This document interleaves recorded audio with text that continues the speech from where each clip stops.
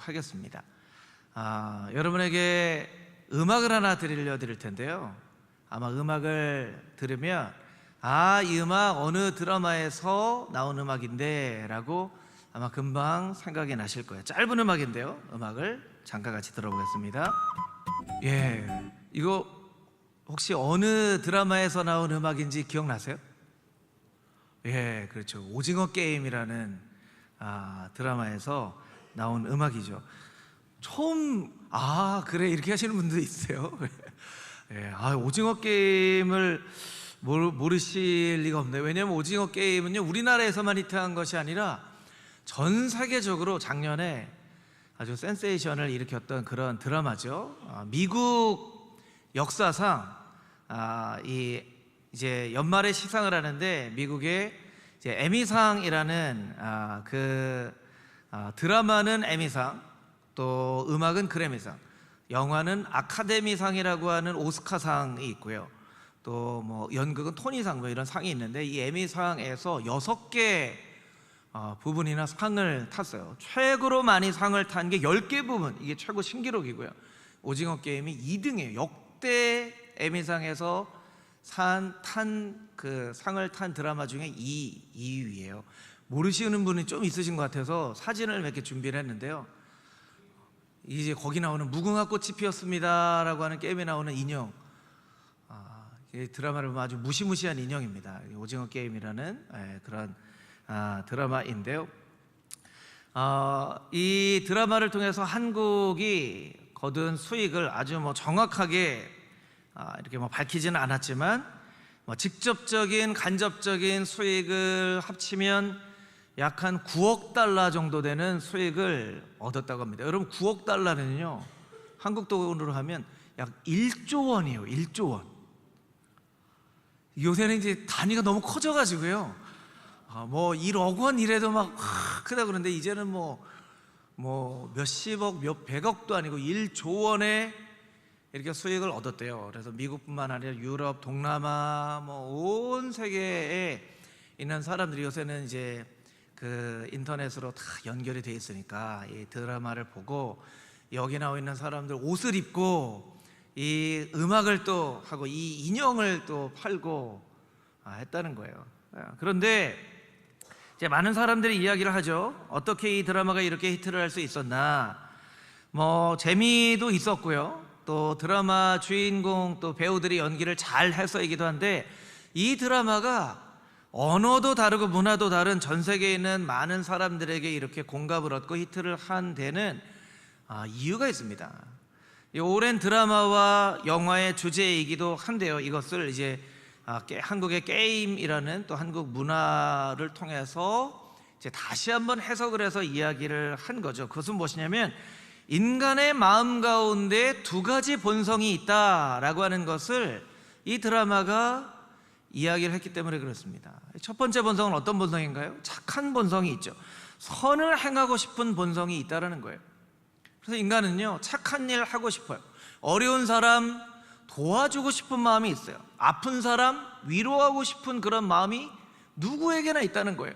언어를 초월해서 그런 마음은 누구에게나 있다라는 거예요. 이 드라마의 주인공을 보면요, 자기가 어려운 상황에 빠져 있어도, 또 자기가 죽을 위기에 빠져 있어도 옆에 있는 어려운 사람을 그냥 지나치지를 못해요. 좀 답답하리만큼 옆에 있는 사람을 도와줍니다. 옆에 있는 사람 돕다가 자기가 불이익을 받아도 옆에 있는 사람을 도와주는 주인공의 모습이 계속 끝까지 그려져요. 또 다른 본성, 어떤 본성이 있죠? 악을 행하고자 하는 본성이 있다라는 거예요. 인간에게는요, 참 놀랍게도요, 악을 행하는 본성이 있어요. 여기 나와 있는 이 드라마에 많은 사람들이 이기적인 사람들인데, 그 가운데는 자기의 이득을 위해서라면 사람을 죽이기까지 하는 이런 악한 본성의 사람들도 그려집니다. 그래서 악한 본성의 사람과 주인공을 통해서 착한 본성의 사람들이 계속 누가 이기냐 누가 승리하냐 하다가 드라마 끝에 보면 결국에는 착한 본성의 사람이 승리하는, 맨 마지막 장면을 보면 저기 추운 겨울에 사람이 쓰러져 있는데 나는 누구도 안 도와준다는 것에 나는 내 길을 걸겠네. 이 주인공은 누가 도와줄 거라고 생각을 하는 거죠. 그래서 막 시간이 지나가요. 근데 결국에는 아까 한참 전에 지나쳤던 사람이 경찰을 데리고 와서 그 사람을 도와주는, 사람의 마음 가운데 이 두 가지 본성이 있지만 사람의 선한 마음이 그래도 악한 일을 행하고자 하는 마음을 이긴다, 이런 이제 메시지가 있기 때문에 인종과 언어를 초월해서 많은 사람들에게 공감이 되어진 것이죠. 그것은 이 오징어 게임뿐만 아니라 여태까지 존재했던 많은 영화나 드라마의 주제이기도 합니다. 또한 성경 말씀의 주제이기도 하고 오늘 우리가 묵상할 로마서 7장 말씀의 주제이기도 합니다. 오늘 우리가 읽은 말씀 15절에서 17절까지 있는 말씀을 같이 한 목소리로 읽어보도록 하겠습니다. 15절부터 17절 말씀입니다. 시작.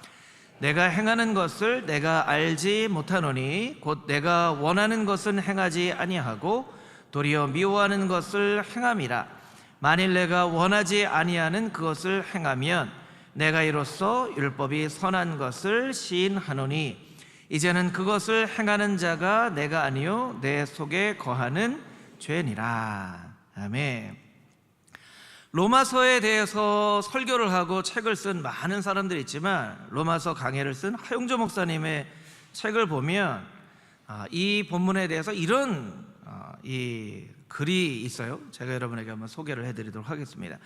사람을 고통스럽게 하는 것은 죄입니다. 그리고 이 죄가 눈으로 나타나는 것은 악입니다. 그런데 이 죄의 고통만큼 심각한 고통은 율법으로부터의 고통입니다.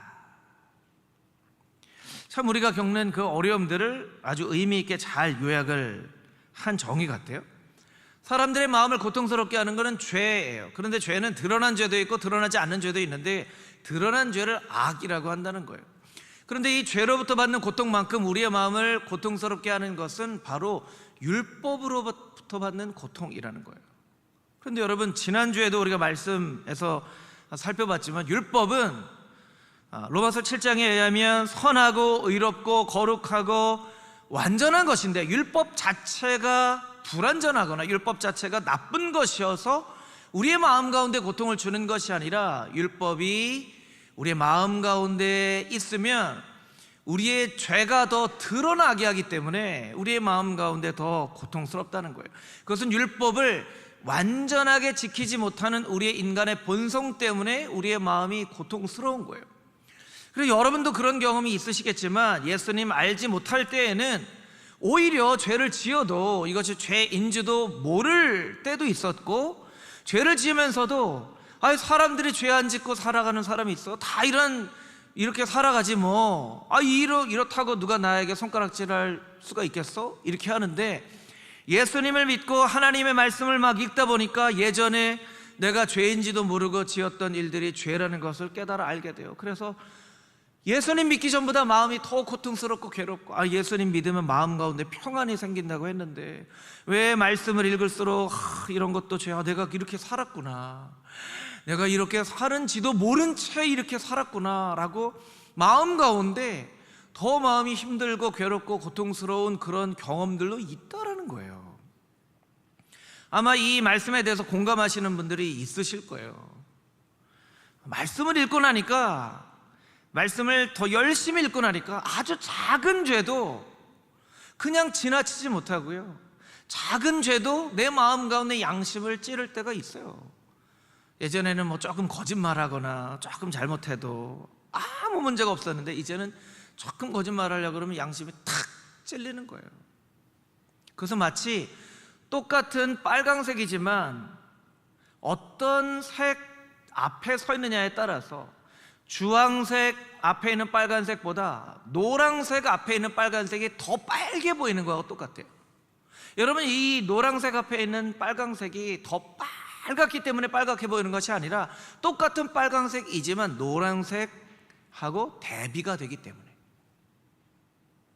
우리의 마음 가운데 있는 죄는 우리가 예수님 믿은 다음에 더 죄를 더 많이 지어서가 아니라 예수님을 믿고 나서는 이 죄를 깨달아 알기 때문에 내면에 숨겨져 있는 그런 죄가 드러나기 때문에 또 고통스러운 거죠. 그렇기 때문에 여러분, 세상 사람들 보거나 우리 주변에 있는 사람들 보면요, 다 겉으로는 잘 살고 있는 것처럼 보여져요. 다 멀쩡하게 아무런 문제 없이 사는 것처럼 보여지지만 그 내면을 이렇게 들여다보면 여러분, 이 세상 사는 사람들 한 명도 빠짐없이 그 내면에 고통과 갈등과 괴로움과 고민이 있다는 거예요. 그런데 하나님의 말씀을 읽을수록 그 죄가 더 분명하게 드러나게 된다는 거죠. 드러나게 돼요.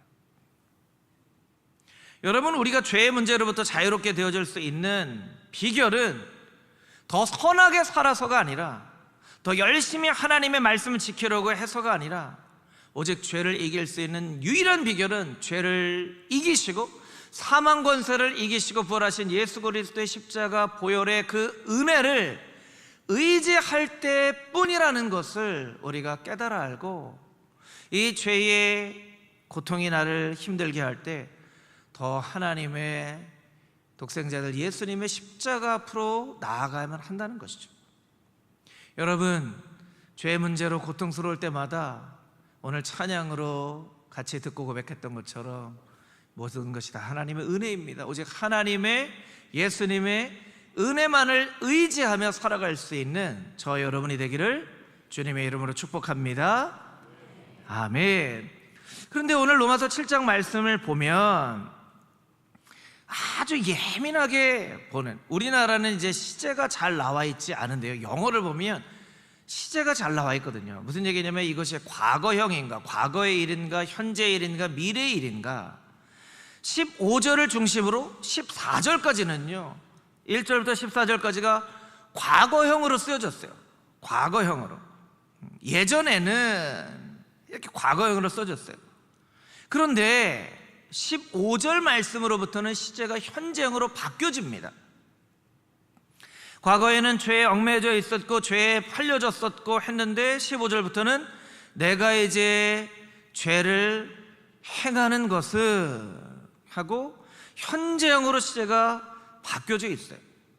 그래서 사실 이 로마서 7장은 성경을 연구하는 많은 사람들에게서는 굉장히 어려운 본문의 말씀이었어요. 왜 어려운 본문의 말씀이었냐면 이 본문에 나와 있는 나는 과연 사도 바울 자신을 말하는 것인가? 아니면 어떤 사람의 이야기를 사도 바울이 자기의 이야기처럼 이야기한 것인가 하는 수없이 많은 논쟁과 연구가 있었기 때문이죠. 오늘 보면 18절부터 23절까지 있는 말씀을 같이 한번 다시 읽어보도록 하겠습니다. 18절부터 23절 말씀 함께 읽겠습니다. 내 속 곧 내 육신에 선한 것이 거하지 아니하는 줄을 아노니 원함은 내게 있으나 선을 행하는 것은 없노라. 내가 원하는 바 선은 행하지 아니하고 도리어 원하지 아니하는 바 악을 행하는도다. 만일 내가 원하지 아니하는 그것을 하면 이를 행하는 자는 내가 아니요 내 속에 거하는 죄니라.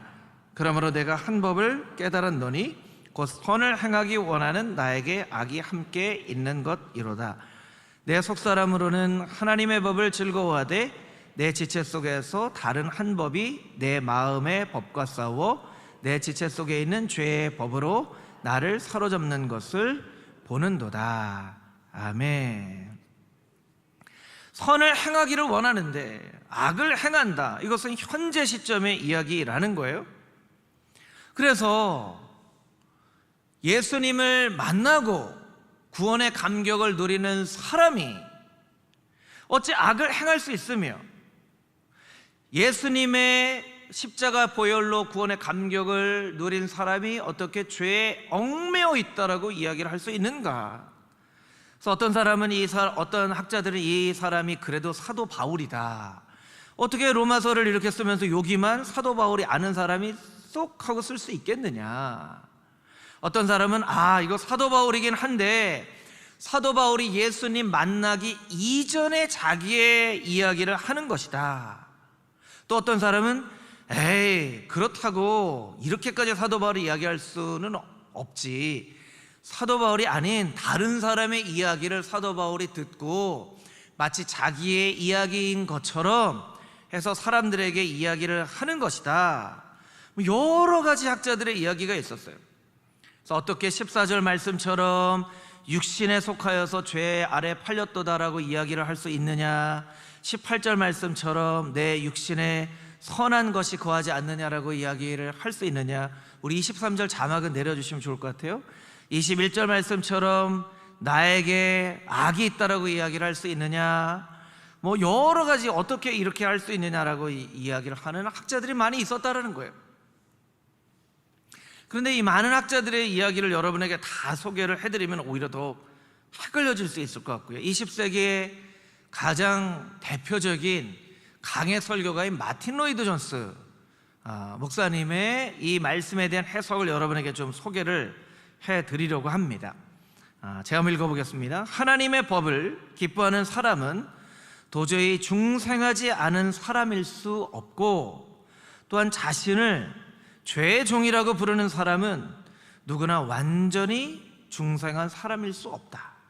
어떻게 하나님을 기뻐하는데 거듭나지 않을 수 있겠느냐, 혹은 거듭난 사람이 나는 죄의 종입니다, 어떻게 이야기를 할 수 있느냐. 이 두 가지가 서로 맞지 않는다는 거예요. 그래서 마틴 로이드 존스 목사님은 따라서 이 본문에 나라고 하는 이 사람은 성령에 의해서 나 자신의 죄를 깨달아 알기는 하였지만 여전히 예수 그리스도의 은혜로가 아니라 율법의 힘으로 스스로를 지키려고 애썼던 사람. 이 구절이 중요합니다. 스스로를 지키려고 애썼던 사람. 잘 기억하세요. 스스로를 지키려고 애썼던 사람. 예수님을 만나 거듭남의 자유를 누렸지만 인간의 불완전함으로 인하여서 고민하고 괴로워하는 한 사람이다, 이렇게 이야기를 합니다. 또 다른 글에 보면 이런 글도 있죠. 이 사람은 하나님의 율법을 기뻐할 정도로 충분한 그리스도인이면서 동시에 그것을 순종할 정도의 충분한 그리스도인은 아닌 그런 사람입니다. 어떻게 좀 이해가 좀 더 잘 되세요? 아니면 제가 더 헷갈리게 해드렸나요? 그러니까 여러분, 하나님 말씀을 읽으면서 이런 생각 안 하면 이게 어떤 말씀인지 모르고 그냥 쑥 지나가요.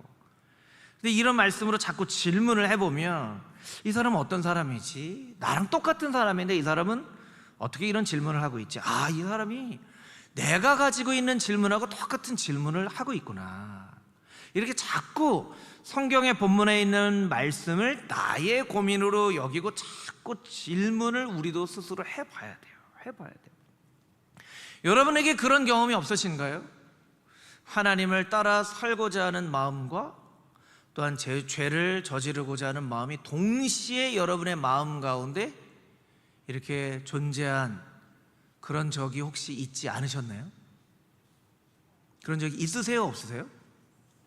그런 적이 있죠. 그런 적이 있어요. 하나님 말씀 잘 들을 때에는 선하게 참 살아야지 하면서 세상으로 가면, 집으로 가면 또 악에 노출되어 있는 우리의 모습을 바라보게 된다는 거예요. 그 초기에 그리스도인들하고 많은 신학자들은 이 사람이 어떤 사람인가를 가지고 굉장히 고민을 많이 했지만, 사실은 이런 비슷한 고민을 해보신 분들은 사도 바울의 고민이 조금 이해가 되실 거예요. 그래서 사실은 더 고민스러울 때도 있죠. 내가 이중인격자인가? 정신이 이상한 건가? 왜 열심히 하나님을 따라 살려고 하면서 또 열심히 또 죄를 짓고 싶은 마음도 있지? 그런 생각이 드는 거예요. 마치 이것을 좀 비유로 이렇게 설명하면 여러분이 잘 이해하실지 모르겠어요. 어떤 사람이 몸이 너무 아파요. 그래서 몸이 아픈 것을 이 병원에도 가고 저 병원에도 가고, 이게 내가 큰 병 아닐까? 그럼 막 고민도 하고 괴롭기도 하고 막 오히려 마음이 막 죽겠어요. 그런데 이 병에 대해서 최고 권위가 있는 병원에서 최고 권위자 의사 선생님한테 제가 이렇게 때문에 왔습니다 했더니, 이럴 때 이런 증상이 나타나시죠? 이럴 때 이런 증상이 나타나시죠? 선생님 어떻게 하셨어요? 제가 이 병의 제일 권위자입니다. 이 병은 이름이 이런 병인데 이렇게 수술을 하시고 이렇게 회복을 하시면 반드시 나을 수 있는 병입니다.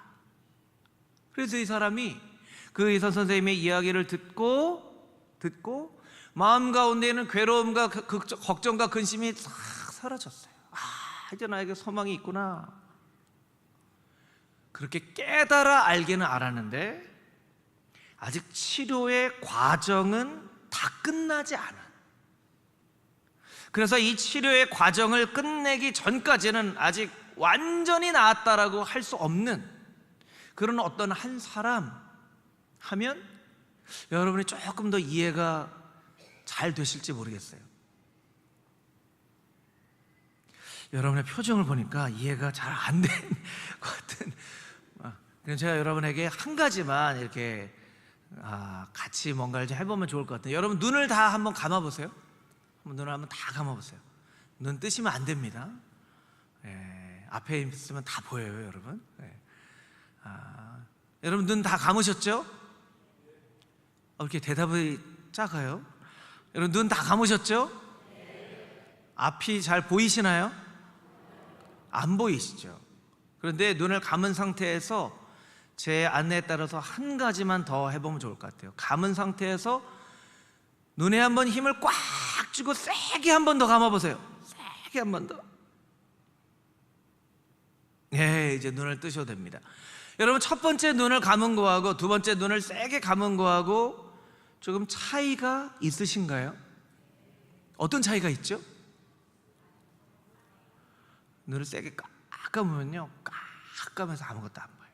그런데 눈을 감기는 감아도 앞에 게 안 보이지만 눈을 그냥 감으면 눈꺼풀이 얇기 때문에 이렇게 누가 샥샥 하면 뭐가 움직이네 하는 게 보이는 거예요.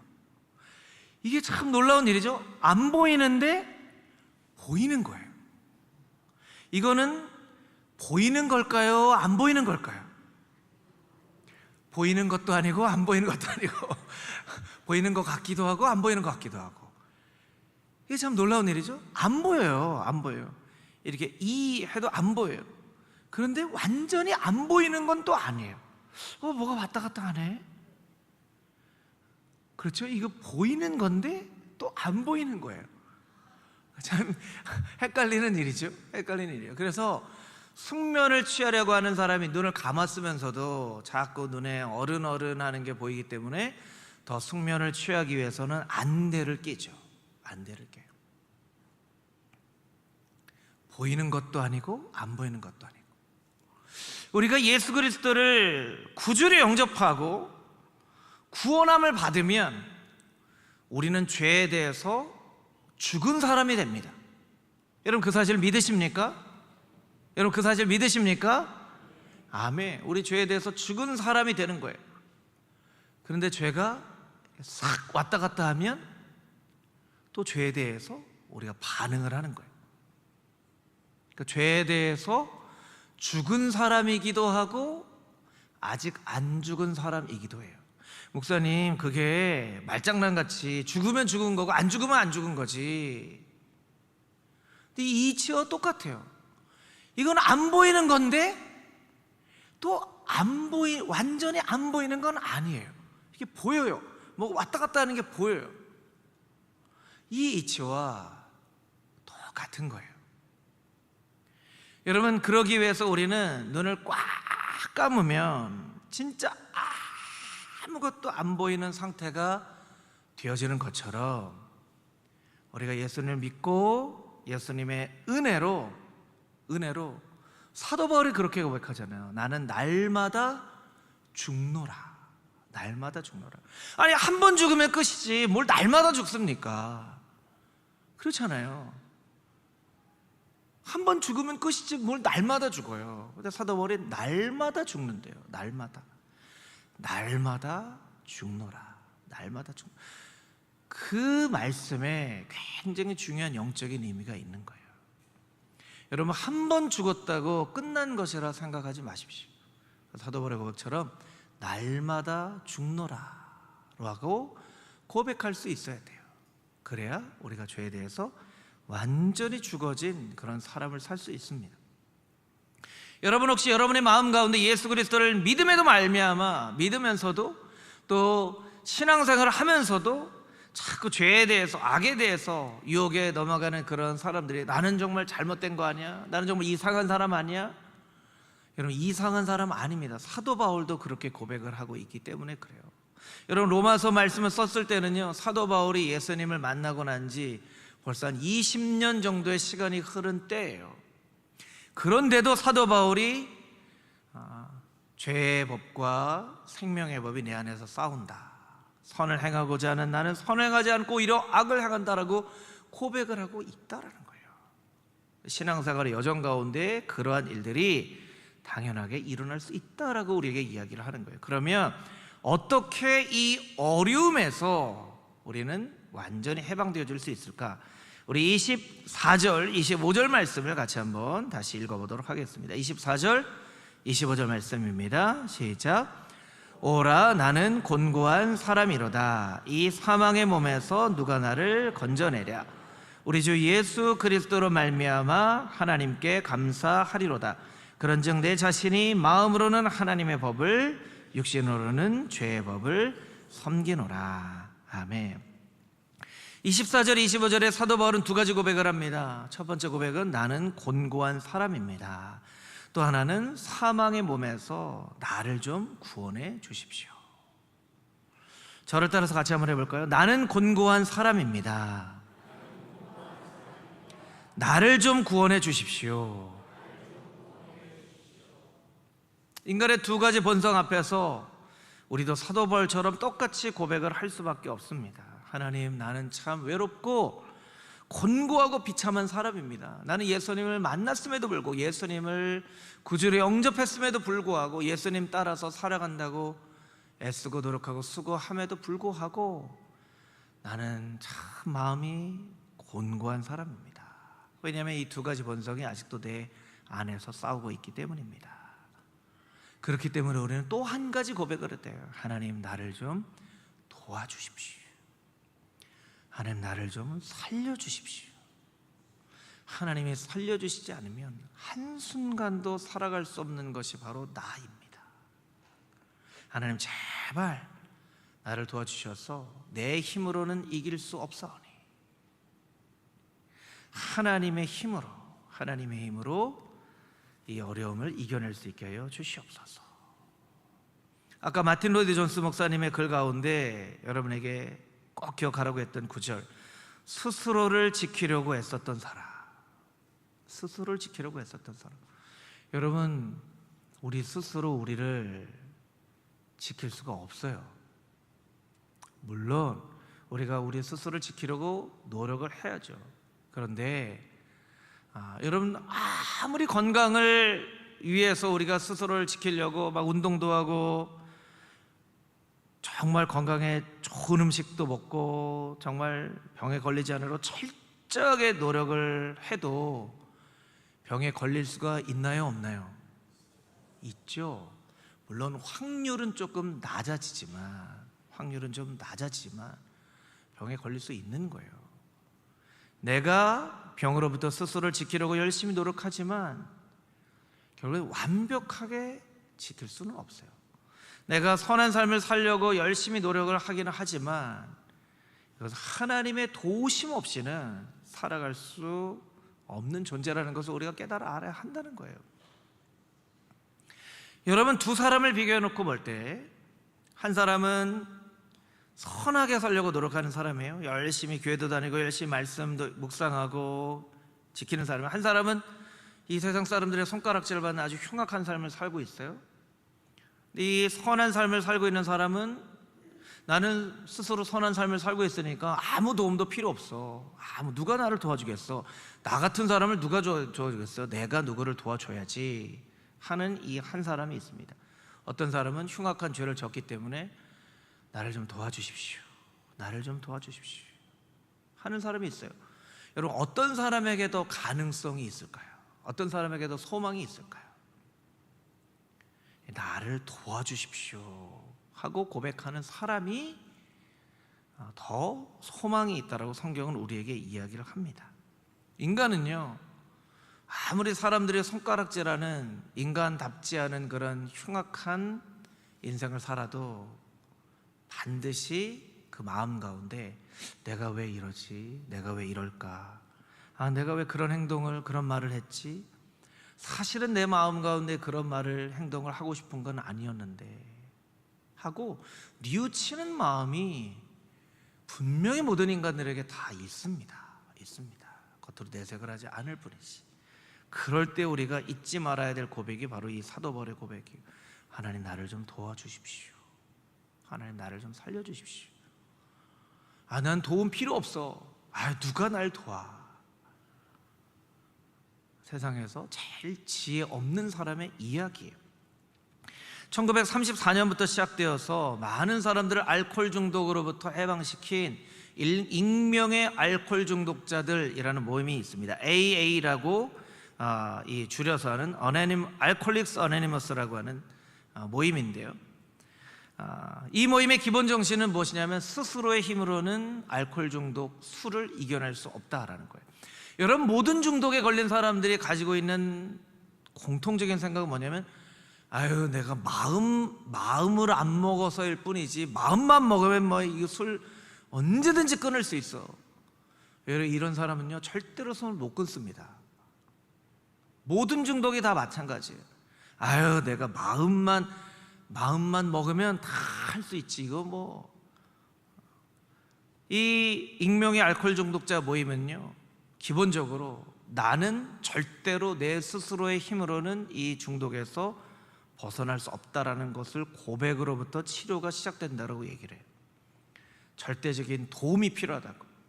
근데 여러분, 이 절대적인 도움은요 어떤 병원의 의사 선생님을 만나거나 전문가를 만나는 게 아니고요, 술이 먹고 싶을 때, 술을 찾게 될 때는 술을 찾지 않고 술 마시는 사람을 찾는다라는 그 아주 역설적인 철학을 가지고 있어요. 그래서 이 모임들이 많이 있습니다. 뭐 예를 들면 이번 주 목요일 날 저녁 7시에 금호중앙교회에서 모인다는 거예요. 그러면 모이면 사람들이 자기 얘기를 두 가지를 꼭 얘기합니다. 자기 이름 얘기합니다.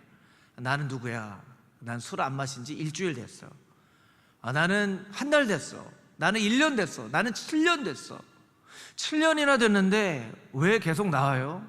7년이나 됐지만 나는 여전히 술을 매일매일 마시고 싶은 마음이 있어. 나는 3년 동안 참았는데 지난주에 그 유혹을 참지 못하고 술을 마셨어. 그럼 그 사람을 위로해요. 너 잘할 수 있을 거야. 힘내.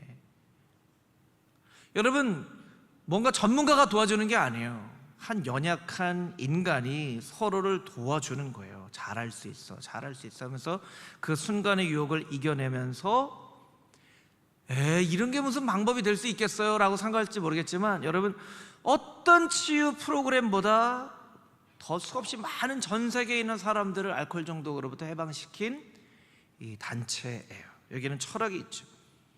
나는 스스로를 이 중독에서 구원해낼 수 없다라는 거예요. 이것은 단지 그냥 AA, 익명의 알코올 중독자들 모임에서 시작된 것이 아니고요, 주 1세기 예수님을 믿은 많은 사람들이 세계에 흩어져 살고 있었는데, 그 중에는 이집트에, 여러분, 이집트는요 기독교 역사에 보면 스톤 운동이 일어난 첫 번째 나라예요. 지금 이제 이슬람 국가가 되었지만 스톤 운동의 흔적들이 이집트에 많이 있어요.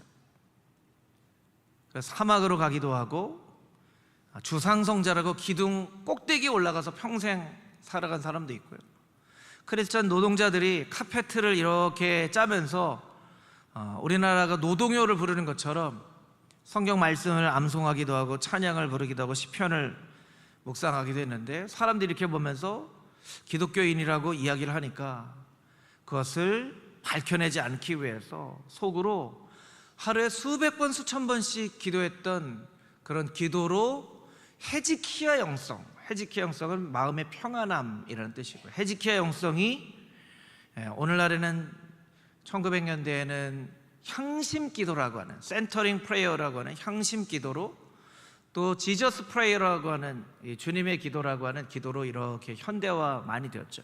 이 영성은요 너무나 간단한 두 가지 기도를 하는 거예요. 하나는 주 예수 그리스도 하나님의 아들이시여 이 죄인을 불쌍히 여기시옵소서. 뭐 꼭 이 문구대로 하지 않아도 돼요. 예수님 나를 불쌍히 여겨주시옵소서 할 수 있고요, 하나님의 아들 예수님이시여 나를 불쌍히 여겨주시옵소서, 혹은 자비를 베풀어 주시옵소서라고 기도를 하기도 합니다. 그냥 단순한 기도예요. 왜냐하면 우리는 오늘날 글을 마음대로 읽고 쓸 수 있잖아요. 그런데 예전에는요, 글 못 쓰고 못 읽는 사람도 너무너무 많았어요. 지금도 마찬가지입니다. 지금도 7살, 8살 때부터 학교를 다니지 못하고 일을 해야 되는 그런 아이들이 아시아와 아프리카에 많이 있어요. 이런 사람들에게는 말씀을 읽고 싶어도 글을 모르고, 기도를 하고 싶어도 누가 기도를 가르쳐 줄 수 없고 하기 때문에 그냥 너무나도 간단한 기도. 그래서 어떤 사람들은 저 사람들 왜 저렇게 배꼽을 쳐다보고 있어? 배꼽을 쳐다보는 사람들이라는 별명을 붙이기도 했어요. 왜냐하면 이렇게 조용히 기도하면 꼭 마치 배꼽을 쳐다보이는 것처럼 보이거든요. 숨을 쉬면서는 하나님의 아들 예수님이시여, 숨을 내쉬면서는 나를 불쌍히 여겨 주시옵소서. 숨을 들이마시고 숨을 내쉬고, 숨을 들이마시고 내쉬고, 숨 쉬는 것을 의식적으로 하지 않은 것처럼 이 기도가 내가 의식적으로 기도한다고 생각하지 않고 계속 하루 종일 하나님의 아들 예수님, 나를 불쌍히 여겨 주십시오, 나에게 자비를 베풀어 주십시오, 나를 도와주십시오, 나를 살려주십시오 하는 이 단순한 기도를 통하여서 중세의 그 어두운 암흑의 역사를 견디게 만든 아주 놀라운 기도라는 것이죠. 우리는 사도 바울의 고백과 같이 또 하나님의 아들 예수님, 나를 도와주시옵소서라고 기도했던 사람들과 같이 우리도 또한 그렇게 고백할 수밖에 없는 사람들입니다. 하나님, 나는 참 곤고한 사람입니다. 나를 불쌍히 여겨 주시옵소서, 나를 도와주시옵소서. 여러분에게 돈이 있던 돈이 없던, 여러분이 뛰어난 학벌과 학식을 가지고 있던 가지고 있지 않던, 여러분이 열심히 하나님의 말씀을 지키려고 하던, 아니면 여러분의 신앙이 연약하여서 흔들리고 있던, 상관없이 여러분은 모두 다 매일매일 매 순간순간 하나님의 도우심이 필요하다는 것을 여러분이 반드시 깨달아 알아야 됩니다. 그래서 우리에게 가장 필요한 기도는 하나님, 나를 불쌍히 여겨 주시옵소서, 하나님, 나를 도와주시옵소서. 우리 마지막으로 같이 한번 따라해 볼까요? 하나님, 나를 불쌍히 여겨 주시옵소서. 하나님, 나를 도와주시옵소서. 날마다 하나님의 은혜를 구하며 하나님의 도움이 필요한 사람입니다. 나를 불쌍히 여겨 주시옵소서 고백하며 살아갈 수 있는 하나님의 거룩한 백성들이 다 되시기를 주님의 이름으로 축복합니다. 아멘. 우리 함께 기도하겠습니다.